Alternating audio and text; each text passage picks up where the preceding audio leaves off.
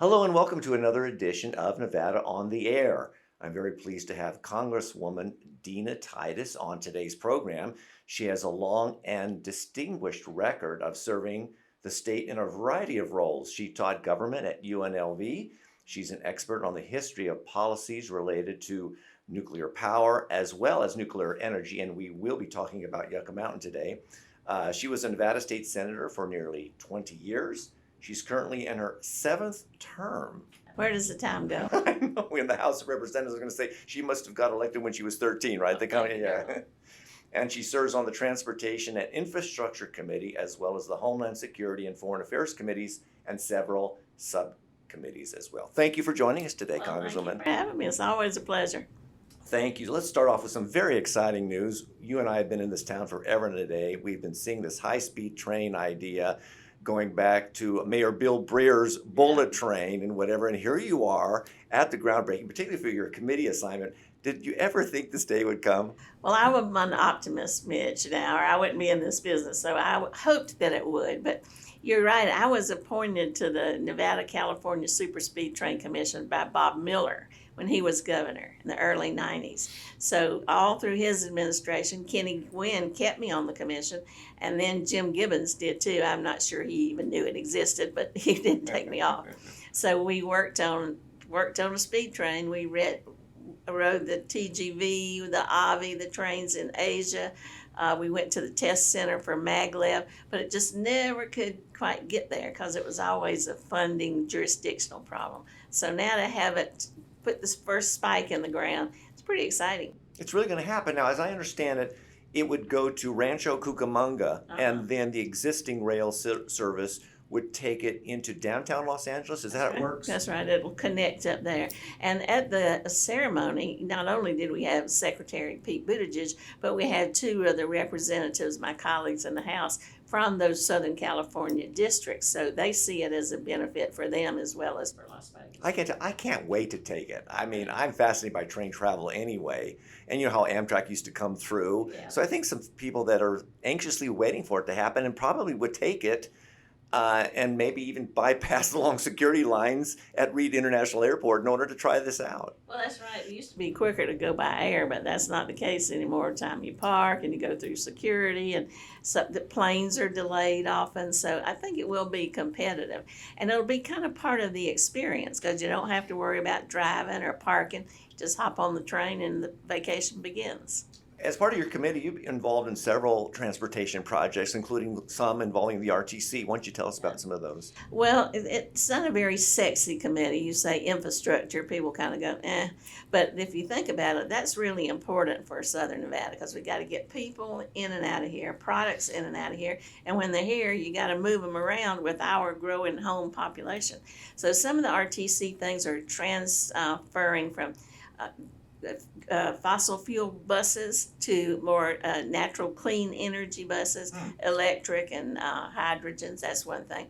Another thing is safe streets. You know, we've got people in wheelchairs, people on scooters, people walking, bicycles, buses, cars, limousines. So with a lot of users of the road, and we want to make it safe for all of them. Some of that means pushing bus stops back, more curb access, hot spots, so you at least put up a covered bus stop. So that makes it a user-friendly for everybody who's on our streets and roads. Oh, very nice.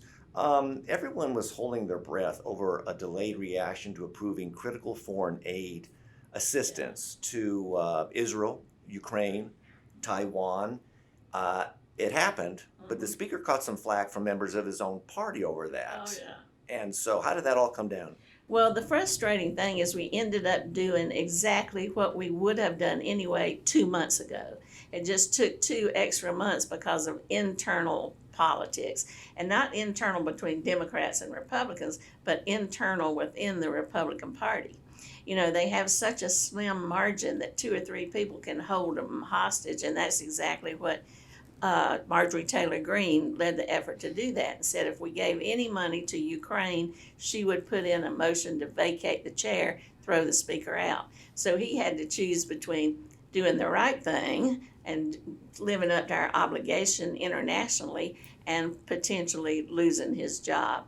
I think he did the right thing, but I think that Marjorie Taylor Greene has been pretty much just uh, just lost any kind of credibility that she might have had. She may have it with a handful, but more reasonable Republicans knew that that's just not the way you run a railroad.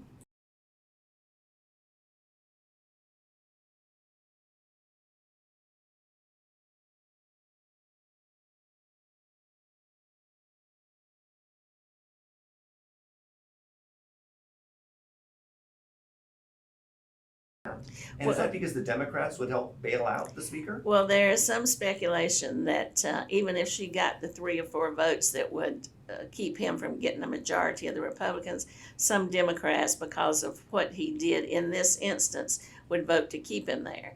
For one thing, it's for the good of the government and the country, because last time it took them 3 weeks to find a new speaker when they vacated McCarthy. And secondarily, it was the right thing to do, so maybe he needs to be rewarded. And the final thing is, God knows you could get somebody worse. So there's this talk. It's not been decided within the caucus if they would do that or not, because there are plenty of downsides to having his leadership. But at least it's being speculated. How do you explain, and I know it's maybe difficult to explain the opposing party and some of the reasoning that they have, that they tend to be very pro-Israel, but some members of the Republican Party say, no, not Ukraine, even though Putin, former KGB agent, a communist leader, how, do you know the reasoning behind that? It's astounding. Back in the 60s, they accused the Democrats of being the parlor pinks, and the communist leaning and all. And now it's Marjorie Taylor Greene is Moscow Marjorie. All that she does is parrot Putin's propaganda when it comes to Ukraine. And those people, besides, I think, are just crazy and not very informed. They aren't looking at the big picture long term in 2 ways. One, the U.S.'s responsibility to its allies and as an international leader. And second, it's not just about Ukraine, it's about Putin pushing further and further west into the Baltics, into the Balkans, into Moldova. He's not going to be satisfied just with Ukraine. He wants to recapture that whole Soviet Union territory. So it's protecting democracy at large. And I understand the speaker saw some of those classified briefings, and it was irrefutable. Some of the evidence that he saw just totally convinced him that, no, we need to get behind Ukraine. I think that's right. Because if we don't, if they fall first, then it's just keeping on. And I think it's real evident. As part of that language, and I guess in Congress you can tuck any language into any subject, unlike the Nevada state legislature, right? There was this, and people think it's a ban of TikTok, but it's more that they want to divest this Chinese-owned interest of TikTok. Explain that. Well, TikTok is owned by a Chinese company, and all the information you put into TikTok just goes straight to China. Chinese companies often just pretty much equal Chinese government. So then not only do they get how you dance on TikTok, but they get access to your other information through that channel. So this bill was to cause that company to divest of TikToks. In other words, sell it to somebody else. And if they do that within 9 months with one possible expansion, you won't know the difference. It'll just be somebody else, a U.S. company or some European owning it. But if they don't divest and China keeps control of it, then there's talk that they'll ban it here. It's already banned by government agencies. Government agencies don't allow employees to use TikTok accounts. That doesn't mean you can't look at TikTok, but you don't have your own account, just because of international security. Gotcha. I did want to ask you about the FISA reauthorization. That was another bill that got stuck. Usually that's fairly easy to get through. What happened with that one? Well, that came about after 9/11, where it gave our security agencies more access to people's email and private records, so we could help to track down possible connections with terrorists. So if you were communicating with somebody outside the country, then your communications were susceptible to being intercepted if that person was under suspicion. That was kind of a complicated way of saying it. Well, it came up for renewal. And again, a matter of national security to give the authorities the right to do that without getting a second warrant. They already get a warrant from the international court, but not a second warrant. But the Republicans now have turned the FBI and the agencies that deal with security into the enemy because they are claiming that they have done all this investigation into Donald Trump and they're the reason he's in trouble, or into some of the members, and they don't like that. So now they are trying to portray that as you can't give them access to information because they'll turn on you. And so again, that's flipped. It used to be Democrats who were more concerned about it than Republicans, and now the Republicans are portraying themselves as victims, and they were opposed to it. It ended up passing pretty bipartisan, but it took some doing. And Trump, I think, got involved. Oh, yeah, he's just, whatever he says, they do. He says, don't do it because they came after me, they'll come after you. Just like don't fund Ukraine. I think he was still mad because Ukraine wouldn't back him up when he tried to use them as an excuse in the early Biden, Trump impeachment, last cycle. So yeah, he tells them don't fund the Ukraine, don't do FISA, don't do anything on the border, don't do anything that will help Joe Biden in the next election or help Democrats, and they follow suit. As long as I've known you, and I think we've known each other maybe 30 years, certainly 25 years. Yeah, the subject that's right. we bring up whenever I talk to you or interview you is Yucca Mountain. And I thought, we haven't heard much about Yucca Mountain, but sure enough, it reared its ugly head again. Yeah. Republicans and Democrats, by the way, Uh-huh. are bringing it up. So, and you have, why don't you go ahead and talk about it? You actually have the Nuclear Waste Informed Consent Act, Yes, correct? that's right. Tell us about that. Well, that says that you can't put waste anywhere that the place where you're putting it doesn't consent. So it would be Nevada consenting, and the county, and any Native American tribes have to consent, because you don't need to dump waste on people that don't want it. And so that would give us a voice in that process. Now, the interesting thing is they have put informed consent in a bill to create an interim storage facility, but not in the one to create the permanent storage facility. So I keep pushing that. But you're right, it never goes away. As long as there are power plants with waste, they're going to keep looking for a place to put it. And they've invested here already, so they see this as a place to go. I worry about that. I never let my guard down. We don't make it, we don't use it, we shouldn't have to store it, because there are just so many problems with Yucca Mountain, from the geology to the water to the transportation. And how do you put up a sign that says danger that people will be able to read 10,000 years from now? What does that look like? Yeah. 10,000 years people are seeing that. But you're right, too, that it's not a partisan issue. I can't go to my Democratic friends and say, help us out, because Democrats have these facilities in their district. So it's not Democrat versus Republican. It's not liberal versus conservative. It's we got it versus we're going to put it on you. I understand it. I think this is old or old information that I had, but isn't Yucca Mountain at capacity now? If there's so much storage out there that if they were to say, yeah, we're moving to Yucca Mountain, they'd have to find another site in order to store all this stuff. It doesn't seem like this was thought through originally. Well, in the original bill that goes back to the 82, The Screw Nevada bill. well, Screw Nevada came in 88, but the original bill said that they were going to pick two sites, one in the west and one in the east.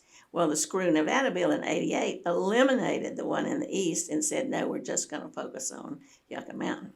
What people don't know is that a lot of low-level waste is being stored out there even as we speak, and it's going right through Nevada and going out there in a temporary capacity. But there is nothing more permanent than a temporary solution. That's true. I do want to touch on one last subject before I let you go, and that is, and I looked at these statistics, alarming would be an understatement, and that is, so far this year, January, February, and March, just 3 months, 125 mass shootings, resulting in 208 deaths. It's almost so commonplace that it doesn't get any more headlines. That's It's right. buried, and people are sort of like desensitized to it. I think that's right. It's terrible. And even in the House, thoughts and prayers. We get our thoughts and prayers, and that's all they do. There is a gun violence prevention caucus. I'm a member of it. And we've introduced a number of bills to get rid of automatic weapons or multi-shot, what you put in the gun that shoots more than once, ammunition belts, the bump stocks that they used at 1 October. yeah. Safe storage, that's something that the president just did with executive order, but I'm sure there'll be lawsuits against it. But we just can't get the Republicans to bring it up for a vote. They just refuse. And if they're either bound by the NRA or their own philosophy, some of them send out Christmas cards with their children holding machine guns or automatic weapons. We keep trying. And the public sentiment is so much in favor of. 70% of people want to see tighter background checks. The executive order that the president did for safe storage also has to do with background checks so that you close that loophole for gun shows, because you can get a gun at a gun show, no background check at all, unlike getting a gun at a store. So hopefully something can be done. But the worst mass shooting in the history of the U.S. was in my district, the Mandalay Bay. And then look just recently at UNLV. So, yeah, it's not stopping. There's no question. I remember Senator Feinstein had that ban. That was a temporary ban in place for, I don't know, 10 years or 15 years, and then it sunsetted, and Right. it didn't involve assault weapons or automatic weapons Yes, like that. exactly. Right. And it seemed like it had bipartisan support, and then it shifted somehow. I know. Well, the problem got worse, and you would think that it would have more support now than in the past, but it sure doesn't. Everything they argue is like nose under the tent. You're going to take away my machine gun, and then tomorrow it's my bump stock, and the next day it's my hunting rifle. And that is not true. Nobody's against the Second Amendment. My daddy used to go hunting till he had two little girls who saw Bambi. That put a stop to that. But, target shooting, that kind of thing. But responsible gun owners agree that you need some of these checks. You don't use an automatic weapon to hunt a deer. So this public support is there. It's just the political will is not. One last question that has to do with your reelection campaign. You always fight, no matter who the opponent is. You just act like you've got to be out there and knocking on doors and touching, shaking hands and folks. How do you sense the campaign is going? And should you be elected, what are you looking for in the next term to do? Well, I follow Richard Bryan's advice. You either run scared or run unopposed. And so we're always running hard. You're right about that, Miss. I don't have a primary this year, so that's good. The top two Republicans do have a primary, so I don't know who my opponent's going to be till June. But it doesn't really matter because they're both basically the same. They're going to try to out-Trump each other. They both are opposed to these gun measures we were talking about. They're both opposed to a woman's right to choose. So it won't make much difference which one comes out of it. But I think that I'm optimistic in the sense that I think now some of the things that we did as Democrats are starting to sink in, like the $3 billion we got for the speed train and $2 billion in infrastructure improvements, that lowering the drug price to $35 for what do you call it? Diabetes for insulin. Insulin, right. People now are starting to realize that, and Joe Biden's numbers are going up. Trump is looking terrible in these trials that he's facing.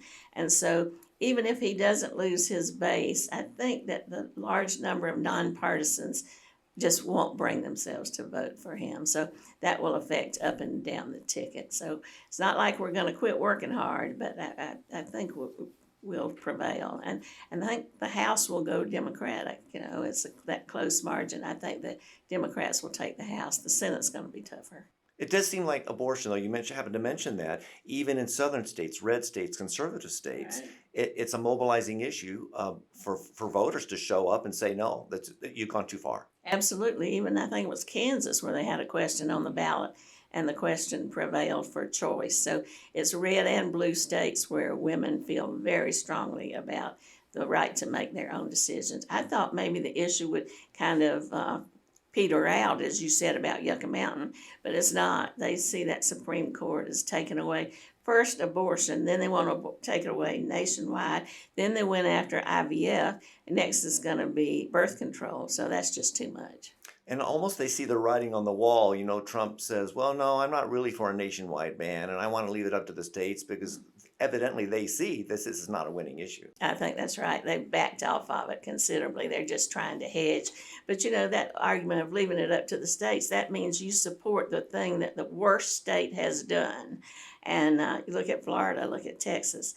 It's almost, you can't have an abortion in 6 weeks. Many women don't even know they're pregnant in 6 weeks. Besides, your rights shouldn't be a matter of geography. Why should my rights be any different from a woman's rights in Alabama? Yeah, yeah. Congresswoman Titus, thank you Thank you for having me. for joining us today. And I want to thank you for joining us as well. We'll see you next time. Bye-bye.